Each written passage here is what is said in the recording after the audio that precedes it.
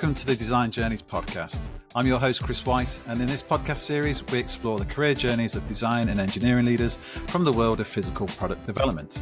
In today's episode, I'm joined by independent industrial design, strategy, and innovation consultant Emily Moyer. In a career spanning over 20 years, Emily has collaborated on product development with companies such as Aura Home, Bark & Co, Electrolux, Flight Fitness, L'Oreal, Mimi Medcessories, Block, and Melissa & Doug. I'll take a breath now, crikey. She has also led comprehensive structural design innovation programs for Fortune 500 businesses like Colgate-Palmolive, Conagra, Nestle, PepsiCo, P&G, and Unilever. Along the way, she's picked up a bucket load of industry awards, and I'm absolutely delighted to have her as my guest on the show. Emily, welcome to the podcast. Thank you. Happy to be here. Great. Yeah, it's great to have you. And I'll be honest, I wish I'd rehearsed that intro a little bit more, because some of the company, the brand names in that particular order tripped me up. But how did I do in terms of an intro? Is there anything you would add to that? I think you did great. I'm Emily Moyer. I'm an industrial designer with more than 20 years of experience creating physical consumer products that people use every day. And Fantastic. I think you mentioned, I work with big brands such as L'Oreal and Nestle, as well as startups like Aura Home, producing digital picture frames, and Bark & Co, designing dog toys. Wonderful. So, perhaps you can give us a bit of an update in terms of what you're up to right now. That you mentioned off air, you're about to go on holiday or vacation. Sorry. I am. I have a wedding to attend, a family wedding to attend in Rome, and after that, I'm going to Greece. Amazing. And when I come back, there are some new things on the horizon, but I'm not going to get into that. Cool. Rome is absolutely amazing. You're going to be there this month, are you, or early next? We're recording this early June, but I imagine you're going to be there in the next few weeks, are you? Yes. Let's see. In 2 days. I'm going in 2 days. 2 days. Wow. Yeah. Okay. Yeah, I went last summer, and it was during the European heat wave, so it reached about 43 degrees whilst we were there, and unbeknownst to me, I contracted COVID early on in the holiday. So I put it down to heat exhaustion, because it was so 43 degrees Celsius. I don't know what that works out in Fahrenheit. Sorry for our American listeners, but it's hot. And yes, I just put it down to heat exhaustion. But I was just absolutely drained. And then it was like about 4 days into the holiday that all the pieces of the puzzle came together. I was like, oh, this feels a lot like COVID now. And but dragging myself around the Sistine Chapel and around the Vatican and the Colosseum. I mean, my eyes had a great time. The rest of my body, not so much. But hopefully, hopefully you don't fall foul of that. But you'll have a lovely time, no doubt. Yeah. So, well, let's kind of talk about design. That's what we're here for. So, then let's rewind the clock back to the where it all started. So you studied at the University of Kansas, industrial design, if your LinkedIn's correct. So that's right. What kind of led you down that path then? Why industrial design? Well, I was always involved in the arts, always making things with my hands. And I studied English and I studied sculpture.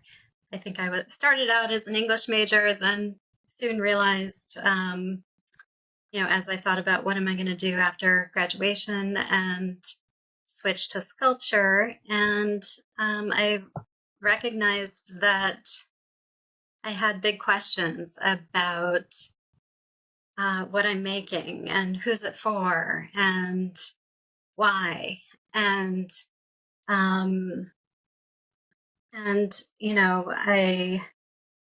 when I discovered industrial design and realized that you can get deep into these questions and study marketing and business and human factors, ergonomics, as well as do what I'm so passionate about, which is studio time, working hands-on, creating things. And also I love doing puzzles. And this was like, this was a wonderful career for gathering all these little puzzle pieces and bringing them together. Amazing. Yeah. It's so was there design in the family then, or is that just kind of like a chance kind of discovery whilst you were exploring other things?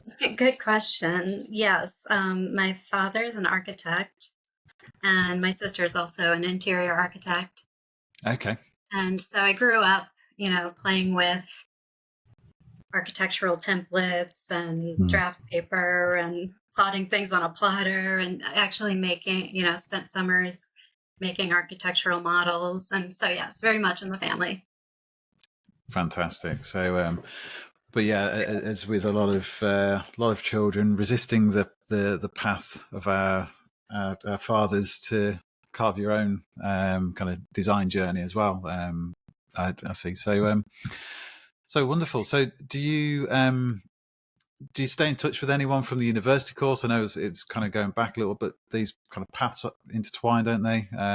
Quite often we come across people later on in No, life. it's been a bit, but I do occasionally. And when I come across even young people who went through the program, I can see that they've had like this really wonderful exposure to this program that is so comprehensive. It's a 5-year program, and Yeah. you study in the different schools, and I think it's a really wonderful program. I also studied summers at Rhode Island School of Design, RISD, Okay. Yeah. and I enjoyed those programs for the studio time, and also visiting designer studios and different things on the East Coast, and also in Italy. I went to Milan for a summer with RISD. That was a really incredible experience, and I keep in touch with people from that program. Amazing. Yeah. Yeah. Certainly. Yeah, an international experience at that kind of early stage is it's wonderful. That is, and so you mentioned studio time a couple of times there being important. We're going to dart kind of back and forth through kind of time and space here, Emily. But obviously, you're working now as a consultant to businesses. Where I think from kind of the conversations we've had, you do a lot from your own studio. Do you get out to see clients and spend time in their spaces? Kind of, is that something that you do and enjoy, or how does that kind of compare Historically, to early yes, days? I would say work life has really changed. A lot of people are not, working in an office per se. But I have all the tools here, and I do opt for in-person meetings whenever possible. And certainly Yeah. working with a team, it's great. I mean, there are really wonderful online tools now to collaborate, but it's hard to replace meeting in person. Absolutely. So, in terms of tools, it's not something we often go into too much detail in the podcast, but I think why not? I guess. But what softwares or tools are you finding particularly useful these days for that kind of virtual collaboration? It depends per project, but I've used Slack and Trello, Yeah. and definitely Miro, where you can post concepts, do brainstorming. Yeah. Really, sky's the limit with what you can do with that So program. Miro's like the digital whiteboard thing, Yeah, is it? Or we right. my previous firm we tried that during the first lockdown, and I think the amount of time I just sunk into kind of creating digital versions of the whiteboards we had in the office, and we had this whole big kind of brainstorming activity of things that we were going to do and how we were going to come out of COVID. It was quite good fun and quite creative at the time, but I don't think it actually made it past that kind of stage. Once things started getting busy again, we never went back to it. So I guess it's slightly different if you're kind of using it in your kind of day-to-day job, though. Right. I mean, for me as a consultant, I adopt whatever works for who I'm working with. Yeah. Yeah. Brilliant. So let's kind of go through kind of some of your career. So early days, then, obviously you did a bunch of internships, and then you spent kind of 4 and a bit years at A2 Inc. Oh, Yes. Yes. So I'm from Chicago. I yeah. had some summer internships at some solid industrial design consultancies in Chicago. And then I moved to New York City for an opportunity with A2, which was called Mm-hmm. Ancona 2 back then. They specialize in housewares products. And that first 4 years was such an informative, educational period of time. I Mm-hmm. wouldn't trade it for anything. I was able to be hands-on at every step of the design process. I had solid 3D skills in Mm-hmm. SolidWorks coming out of Kansas, and that was a skill at that time. Yeah. This is, I'm kind of a dinosaur, but 1998, SolidWorks was in high demand, so that was a really good foot in the door. Now I Mm-hmm. think it's going to be a little bit different. Possibly, you have to show that you know how to use the tools, the older tools, the Mm-hmm. Photoshop and 3D programs and whatnot, and have an understanding of all that, but also probably have some experience with AI and how you Mm. shape it. Um, Yeah, yeah, massively. I think that, yeah, yeah, you're absolutely right. Some of the fundamentals won't have changed in terms of kind of the design process. It's just some of the tools that you use along the way will obviously have updated somewhat. But yeah, SolidWorks is still going strong. I mean, you've got competitors like Onshape, which are doing a lot in the cloud, and a right, right, lot more bang for your buck, from what I can see. And then, definitely. yeah, the advancements in AI are both exciting. It's scary at the same times. But yeah, Yep, so that yep, was consultancy. You exposed to consultancy at quite an early stage there, and some big brands as well. yeah. Colgate on there, and so don't recognise some of the other brands on there, but Colgate certainly sticks out on your LinkedIn profile. So were Sure. you kind of dealing directly with clients at that stage then, or was it kind of you were part of the team Uh, and then someone senior was doing that? so I'll just rewind for a second. The Yeah, first engagement with A2 yeah, focused on housewares, and mhm, I was able to work on such a vast array of products there, from yeah, flatware to ceramic planters to blenders and toasters. And so that exposed me to learning about different materials, different material hmm, properties and processes, and coordinating with a variety of overseas manufacturers. hmm, Uh, and I think the cool opportunity was I got to see so much of what I worked on go to market, yeah, probably 40 products in 4 years at the shelves. wow, So that was it was like earning an additional college degree, that position. And then in between that, I actually left that job to move to Italy.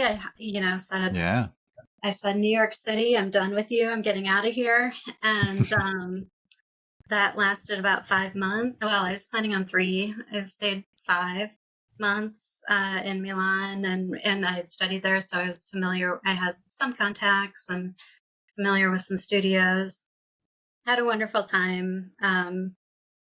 Lots of stories there, but like skip those. But then returned back to New York City with a new love, new passion for it, yeah, and did a couple of freelance gigs, and then the next role that I settled into full time was at a consultancy that focused mostly on structural packaging innovation hmm, for Fortune 500 companies like Nestle, Colgate, hmm, PepsiCo, Unilever, a lot of the big ones. And this this experience brought additional layers to my design process, because when Mm. you're working with companies at that scale, the product quantities and the impact on their business, uh, they're too big to fail. So you have to have Yeah.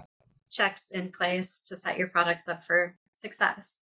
There's a brand identity element. Mm. You have to have a clearly defined white space opportunity, and have consumer insights along the way to help inform decisions.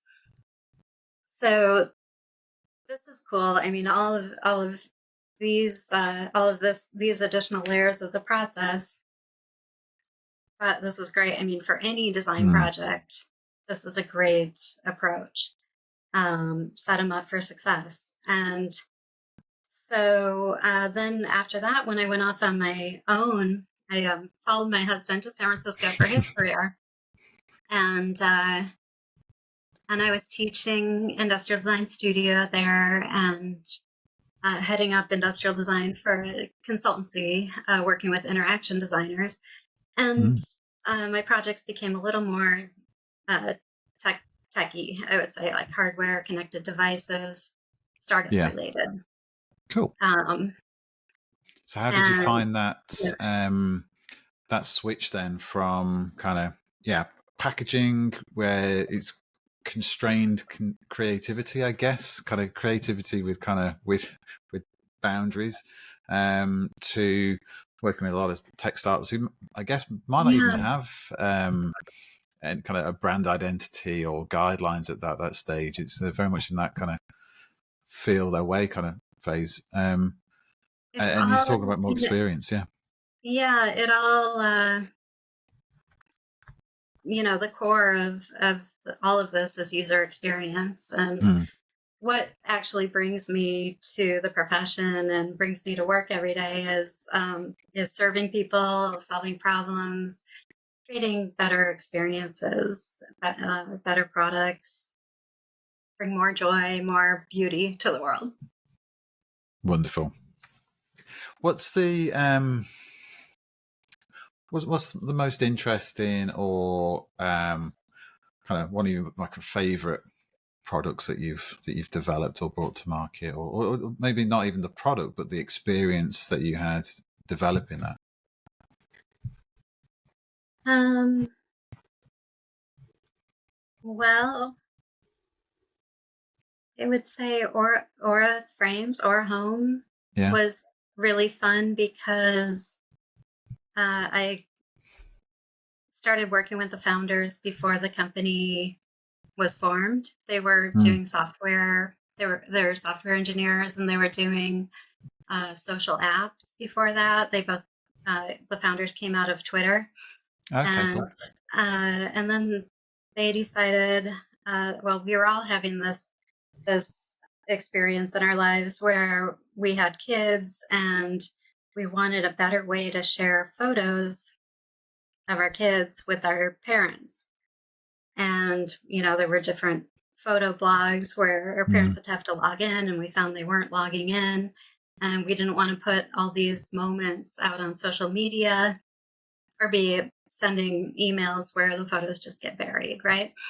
And also, noting that we're constantly taking all these photos on our phones, and Mm. they're just getting buried in there. And so we decided to make a digital picture frame that uh, is connected over Wi-Fi to your phone. Mm-hmm. And that's where the software engineers come in, is creating this beautiful app that it provides such a seamless experience of being able to select a photo on your phone, add Mm-hmm. it to your parents' picture frame that's sitting Oh, in that's their living amazing. room, Yeah. and it's there. They're there looking at it, and so when I'm in, well, they're going to be in Italy with me, but when I'm on a trip, Yeah. it's always fun to post these pictures in real time. So they can have this picture frame in their home, and it's just automatically updating with kind of the photos that you're sharing with them. So they could walk into their living room and be surprised by this wonderful new new photo Yeah. from your adventure, or a picture of the kids or something like that. That's Yeah. My kids will draw, happy birthday sign and hold it up. We'll take a picture and put that on the frame, or, oh, different that's things like brilliant. that. It's pretty Did fun. I've seen Aura Home. Like, obviously, I'm quite into the uncovering new technologies and kind of new prospective clients, as a design recruiter. But I didn't realize it was that kind of IoT connected. Do they do Yep. them? Can they be quite big? Kind of pitch frames, or is it the smaller There's a size of? 15-inch. Oh wow, okay, Yeah, that's something. I still serve as an advisor to Aura. yeah, That's something that they talk about is, and that people do say that they want, is a very, very large frame. yeah. Other companies certainly have gotten into this and Mm, compete with them. I think, well, in the U.S. anyway, Aura is the leader in the category. But I might check yeah, that out. and Yeah, it's yeah, and 'cause, so yeah. for them, I brought in a sourcing person who Mhm, is still there running the whole product development, working with all the factories. They actually yeah. have a couple teams overseas that he works with. Okay, Brought in cool. him, and then brought in another industrial designer that I had worked with at another consultancy, and he's heading up the all of the creative now. Oh, interesting. So, Yeah. um, so yeah, you've got my recruitment kind of spider senses tingling there, then, Emily. So, talk me through your experience. That's a nice segue, isn't it, to kind of something I've got expertise in. So, you brought them in terms of, you kind of went out to market to find them, or were these people in your network that you already knew that These you are could people that I recommend? had worked with before. Yeah. Okay. Yeah. Well, that's, yeah. I mean, that's 90% of all jobs are filled that way, aren't they? Through kind of through word of mouth and people that you know. I think something like only like 10% of vacancies are ever advertised or reach a advertising platform these days. So, but brilliant. So I mean, it's quite a position to be in, isn't it? With a business that's a client of yours, to be trusted to recommend people like that and grow that business. So that must be quite, for you, quite rewarding. Yeah. And it's just so fun to build something completely from scratch. And, Yeah, we doing the first trip to China and touring different factories and figuring out which factory we're going to work with and all of that. brilliant. Yeah, a lot of fun. So obviously you clearly love travel. Italy being somewhere that you've been a few times. I think I saw on your LinkedIn that you speak Italian as well. Do you? Oh, oh man. That would be yeah, we'll see about that. No, That's I don't think so. I mean, I became fluent in Spanish for a bit. okay. Language isn't really my thing, but yeah, so speaking Italian, I was completely confused all the time between Spanish and Italian. And so Yeah. um y- yeah, I can communicate probably, but it's not going to be good. As long as you can order a glass of wine and a bowl of pasta, I think you get by better better than most. Um, Exactly. Wonderful. So, yeah, absolutely. And we've died around there then. But if we kind of talk now about kind of maybe trends that you're seeing in the industry. So you've been privileged to work with some very big brands and some kind of small but growing brands, and some wonderful kind of stories there. But what kind of trends are you seeing in industrial design and in product design that have kind of come out recently? Mhm. I mean, certainly the most exciting thing for me in the last year has been the advancements in design tools in Hmm. AI. So working in Mid-Journey Yeah. and following the people who are not only Mid-Journey, there are several other tools, like Viscom was actually developed for industrial designers. Okay. And there's another one for mood boards. don't know how you pronounce it, Mood, Okay. Mood. It makes beautiful mood boards. That was developed by a consultancy in San Francisco, actually, Oh wow. an industrial design consultancy. And so just, yeah, following the people who are experimenting with it Hmm. and bringing it into their work. And, there's a colleague, there's a colleague of mine, Hector Rodriguez, who is his mission is to give every industrial designer a seat at the table when it comes to AI. Yeah. And so he's been consulting with a lot of different companies, helping them to adopt AI.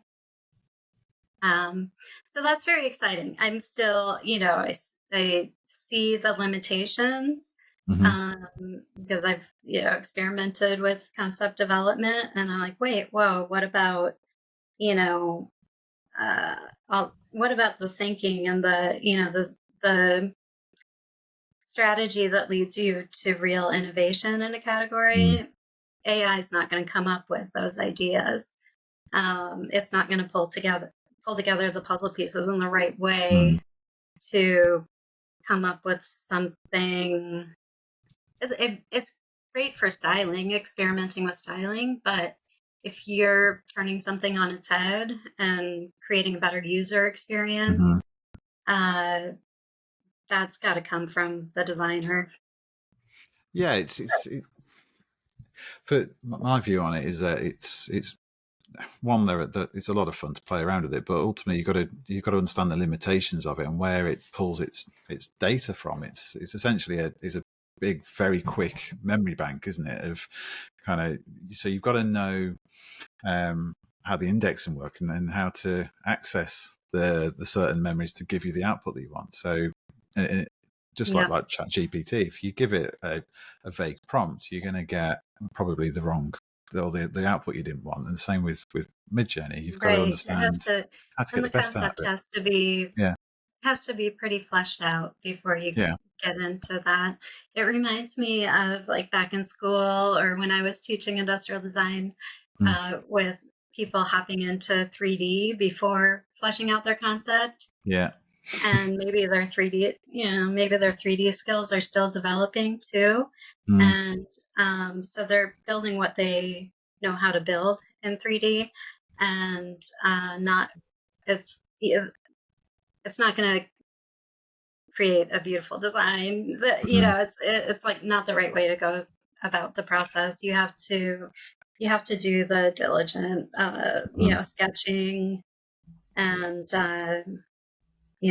maybe making some quick prototypes before you even get into the 3D.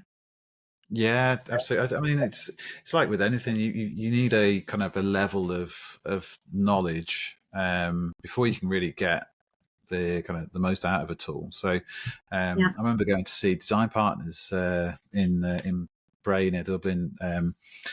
God, it's going back a few years now, but the first time I went to see them, um, walking around the studio, they're very traditional in terms of their industrial design. So everything starts life as a sketch and then a blue foam model before it even touches SolidWorks or Creo. yeah, Because their view, and I'm inclined to agree, and it's the same. A lot of consultants I've worked with have a similar view. It's like if you go straight into CAD, you're going to end up with something that's completely kind of disjointed from reality or the kind of the perspective. And so they are meticulous around kind of, especially ergonomics, because they do a lot of gaming controllers and mice yeah, and keyboards. It's like it's got to feel good in the hand and be in the right proportions before you then put it into CAD, because otherwise you're just back and forth wasting time, really. But there's other studios that I've worked with where everything's got to be hand sketched. Not because that's necessarily a better way of doing it, but from a presenting to clients, having a um, having a professional kind of render and a photorealistic render to present to clients is a bit precious in some cases, whereas a hand drawn sketch or marker rendered sketch feels like they can be a bit more involved and they're happy to kind of kind of get the marker pen out themselves and go, well, actually, I like that, but if they maybe had the angle there, you got that 100%. Yeah, it helps them to yeah, understand that yeah, it's pliable. It's just a rough concept. It's not it's not real yet. It's not set in stone. It's something to absolutely. engage. Are you frustrated by drawn-out recruitment processes, missing out on talent to your competition, or wasting time interviewing candidates who don't quite live up to their profile? Well, if you're the founder or leader of a physical technology brand or design consultancy, here's what we can do for you. For those of you who don't know me, I'm Chris Whyte, host of this podcast and the founder of Kodu, a specialist recruitment consultancy focused exclusively on physical product development. By working closely with you and your team, Kodu will help you improve your entire experience of hiring. We'll make it easier to identify, attract, and ultimately hire the very best design and engineering talent ahead of or from your competition. You'll only interview candidates who fit the brief, and we'll work with you to ensure you get the outcome you want, and fast, typically in 6 weeks or less. We have a 100% fill rate, and we guarantee to get you a positive outcome. Simply put, if we don't deliver, you don't pay. But how can I make such a claim? Well, the short answer is I've been doing this for a very long time. Kodu is built from over a decade of my own personal experience hiring hundreds of designers, engineers, managers and leaders, over 95% of whom are still in post 12 months later. I've personally built an incredible network of thousands of professionals in the physical product design and engineering space covering the UK, US and Europe. And I've taken what I've learned over the years and put the best of that into Kodu. So if you'd like to spend less time stuck in a recruitment loop and more time doing what you love, get in touch. Email me, chris@teamkodu.com, or message me on LinkedIn. But that's enough from me. Let's get back to the show. So on the topic of sketching and those kind of skills, I don't know how much you get involved or see kind of other kind of designers' portfolios, but that's a big topic amongst people that I speak to. Kind of what should be in an industrial designer's portfolio. Kind of, can you think of some kind of do's or don'ts, or kind of things that you might kind of look for or advise to people? Yeah, in a portfolio, I want to see versatility, like not the same process every time for each Mm-hmm. project. Definitely showing some sketching. I'm a big fan of ugly thumbnail sketches. Yeah. Doesn't have to be super polished. Um, yeah, Why just is why is that then? getting the um similar to showing clients rough sketches. It's it's just uh part of the conceptual phase, just Yeah. keeping it rough, doing kind of quickly jotting ideas down, and you can always go back and flesh them out more. But I like a lot of young designers also tend to come up with one or two ideas and go full on deep with them, and Mhm. haven't really fully explored. So yeah, I like to see a breadth of exploration of distinct different concepts. Yeah, I think it tells a story, doesn't it, of kind Yeah, of how you got to the decision, and even if the decision was ultimately was the wrong one, at least it shows that you've got a process, or you've kind of had some ideas, and you can work. You get an idea of whether you can work with that person, whether because if you're right, just showing the end result, it's like you've got no idea kind of how they came to that, or whether they did it themselves. So right, exactly. It's like, okay, what is this now? How did this really come to be? Yeah, yeah, and with the advancements in AI, like any this might obviously my opinion here, but any young designer that's shown a portfolio that's just renders, it's immediately going to kind of generate questions of, is this their own work? Is this AI, or kind of how did we get to that point? And I think yeah, any time you leave questions unanswered on an application, be it a portfolio or a resume, um, yeah. it's And an yeah, and I'd opportunity like to to see, I like to see prototypes. I like to see that they've tested it, at least with friends and family, at least some yeah. testing to help inform decisions. Fantastic. Yeah, absolutely. So, um, So in terms of kind of, you've worked on some wonderful products over the years, and with some brands. I keep going back to that, but perhaps you've got some stories you could share in terms of kind of when design kind of went really well, or what a lot of people like hearing about when things didn't go so well. I think that people can resonate with those. It humanizes people, doesn't it? But yeah, any stories you'd like to share from your career? Something that went really well. When I got back from Italy, I did a quick freelance project with a little design consultancy, and it was for Target's prescription bottle. Okay. It was the Target RX prescription bottle. And I mean, really, it was a small team, but I breathed on it for a second. Like, I don't remember how long I was there, but it was weeks, not months. Yeah. And there was some really great thinking and brainstorming before putting pencil to paper. And that product, the new prescription bottle, ended up winning Design of the Decade for Oh wow. IDSA, IDEA award, which is a big deal in the US. And so that's exciting. My name's not attached to it anywhere. It was a quick freelance project, but that one surprised me. Like, oh my gosh, look what happened. Yeah. So that was exciting. As far as something that didn't go so well, I mean, it's not that bad, but I worked on this wearable keyboard. It already existed with this company. It was the second generation of this wearable keyboard. Keyboard And as in kind of keyboard for data entry, or keyboard as in music? For data entry, yes. So it's for people who are really into wearable tech, right? And it's called the Twiddler, and it had been identified as a partner for Google Glass. I don't know if you remember those. Yeah.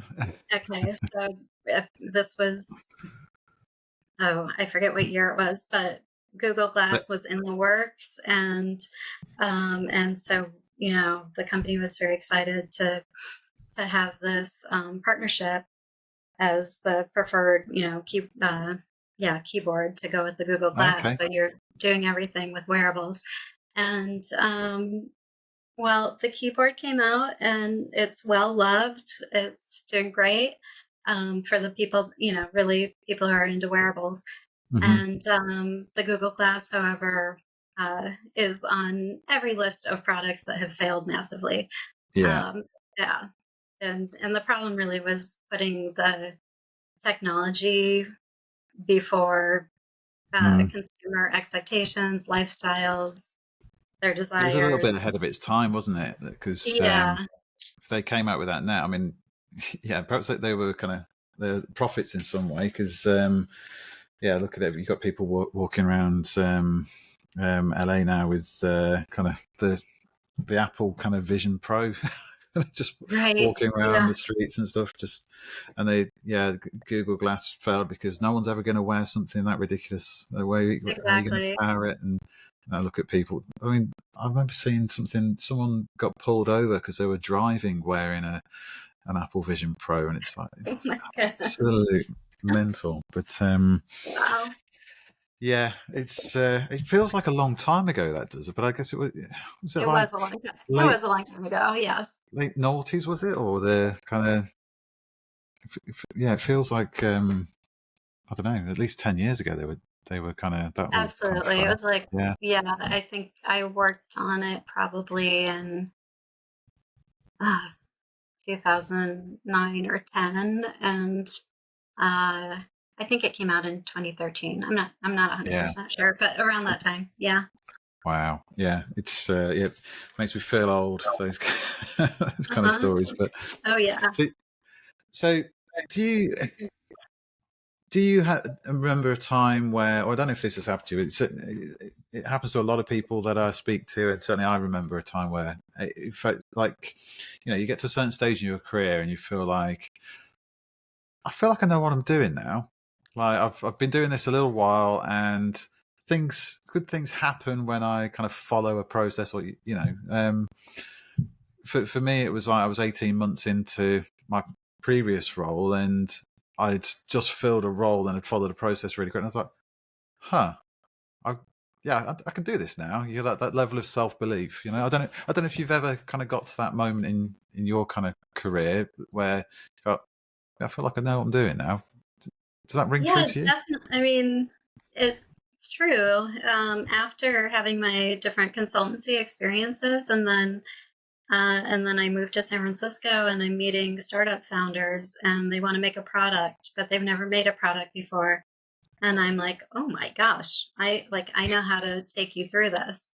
Yeah. And um, and then doing that time and time again with different companies working mostly independently, that has built up some, yeah, confidence around it, because yeah, I know how to do it, and it's been a niche that I've filled, is like working with early stage companies and Mhm. helping them, uh, visualize their brand and how it can be expressed in product design.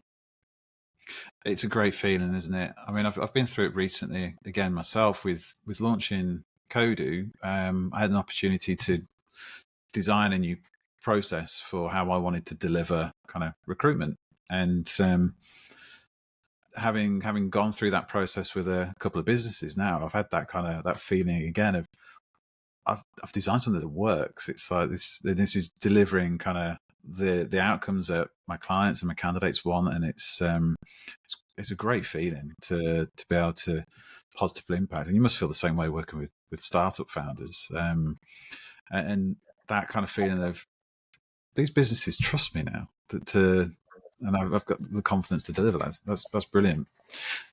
Yeah. Slightly related to that, given your experience working with founders, what are some of the pitfalls or the advice, I suppose, that you give to startups, or trends that you see within kind of the startups that kind of you're able to help with? Hmm. I think the tricky thing is, sometimes there aren't the budgets for all the due diligence, like the real consumer insights, or what else, like doing a whole user experience study. Hmm. Maybe they just want to skip to, we just want the concepts, and that's a challenge to me when I know how it should be done, Hmm. but I also want to meet their needs. So there is, like, sometimes I try to think about it like it's just building concepts for a pitch deck for them, Yeah. and maybe everything doesn't have to be ironed out. And hopefully, if they do it for real, when they do it for real, then they will spend the money where it counts, and hopefully I'm Yeah. still engaged and can help them through that. Yeah, I guess there's that kind of balance between kind of getting enough collateral to gain the investment versus kind of how much money and time do you spend before you actually kind of can start generating either investment or kind of revenue. There's always compromise to be made, isn't there? So interesting. And you've been kind of as a kind of an independent for some time now, haven't you? How long has it been since? About 15, 16 years, I About think. 15 2020. years, yeah. Yeah. I mean, with Aura, I worked with them for about 3 years when Yeah. getting them started out. Other than that, I mean, there have been times where I've worked with design consultancies on a contract Mhm. basis. Um, so yeah, there have been different things woven like in between that, Yeah. all of that time. But yeah, 15 years, doing my thing. So, looking back over that time, then, kind of your message to kind of other designers that are thinking about kind of following a similar path. Um, what have been like the key lessons for you that you think kind of giving your time, kind of speaking to a younger self, you might kind of advise, like, be aware of this or kind of try this differently? What kind of things stick out? I mean, you definitely get to see what you enjoy doing versus you don't enjoy doing because you get to choose where you're investing your time. I would say, like for me, the challenge is business development. Hmm. It's the last thing I want to be doing. And then also, working with the team on a regular basis and working on something consistently. Um, I think the next step as an independent consultant for me would be to uh, try to scale, try to, bring in people to create, hopefully someone who's good at business development and wants, has the energy for that, and create, an opportunity for bigger projects and more consistent work.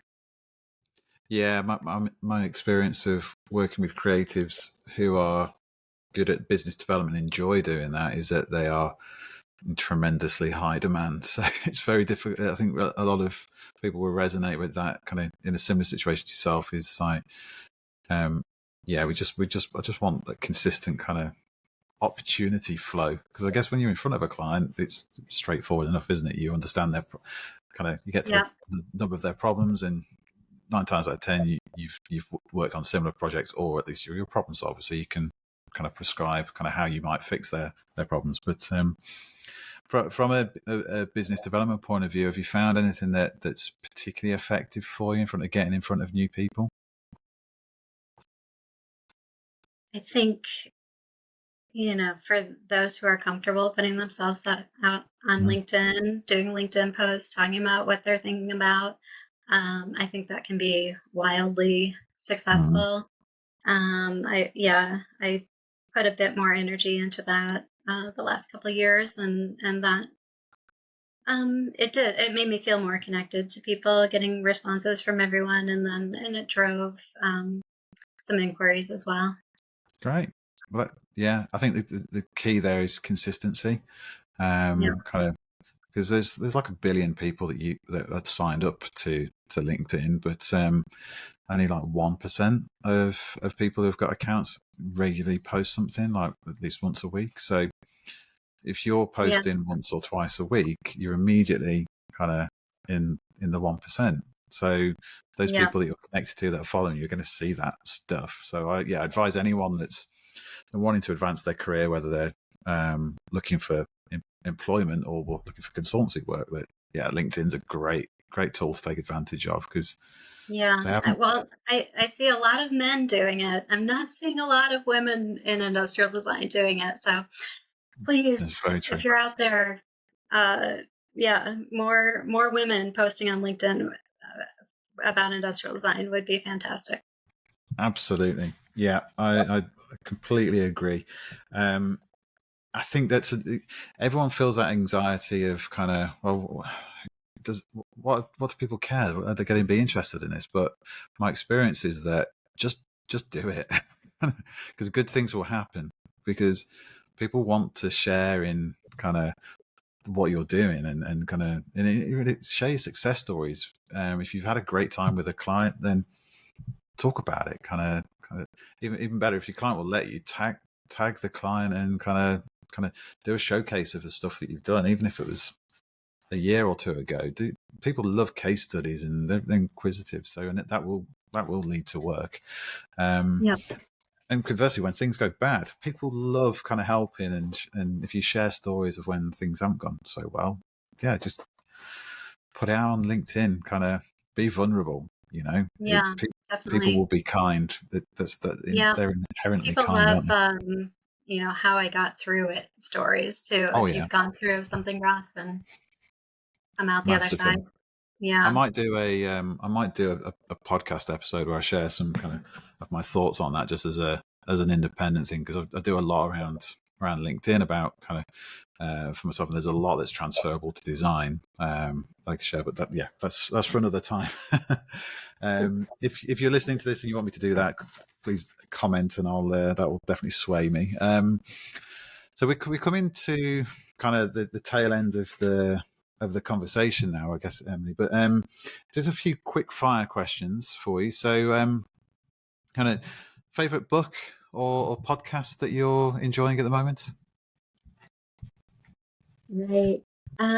So I don't often find time for books or podcasts, but that said, I recently got the book from Turner Duckworth Consultancy that's called "I Love It. What Is It?" And Okay. it's just this beautiful book that has inspirational stories about creating big brand success, and it's really about brand identity and visual design. There's a lot of eye candy there. It's just a beautiful book. Amazing. I'll certainly check that out. And Yeah. And then podcasts. There's I saw at an IDSA conference John mhm. Murriello. He has a podcast called Design Theory, Okay. and I could listen to this guy talk about anything. He's just so smart and talks about design in a really exciting way. Awesome. And then Yeah. lastly, on LinkedIn, I would recommend following Hector Rodriguez for all of Yeah. the updates and what's happening on the AI front. And there's also Jonathan Thai, from San Francisco consultancy Hatch Duo, that is Oh, also cool. staying current with all of this and works with Hector also.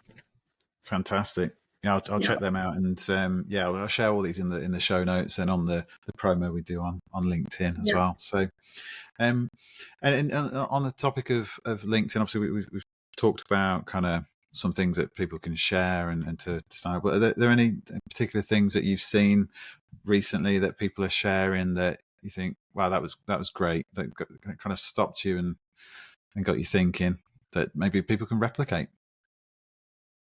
Mm. I mean, I love seeing the wrap ups of, people that went to Salone Furniture Fair in Milan, Yeah. people who went to CES in Las Vegas. I love it when people do posts with the highlights and that sort of Yeah. thing. It was great. What's your opinion on personal posts on LinkedIn? Because traditionally it's a professional network, but I think since COVID lockdowns and such, there's been more personal kind of things shared on there. You see a lot of people, certainly in my industry, talking about kind of their journey away from alcohol Hmm. and kind of sharing kind of pictures of their kids and how proud they are. Yeah. Where do you Yeah. I sit on mean, that? yeah, I'm definitely open to it. It helps build connection, helps you feel like you really know someone to the point where if you did need whatever service they're providing, Yeah. it builds trust around that they would be a go-to. Absolutely. Yeah, I was having a conversation with a peer recently, and she was like, "Well, her first reaction was, I don't want to post anything personal because that's what Instagram's for and that's what Facebook's for." But really, I think what you just described there is more common for people to think now. Yeah. It's just it normalizes you, doesn't it? And Yeah. it's I'm especially good if with you're on. yeah, I'm good with personal posts on LinkedIn. I don't like it when people post about professional stuff on Facebook. Interesting. So. Yeah. So LinkedIn's the place to be for any flavour really, whether it's professional or personal. But Yeah. Facebook's just for fun.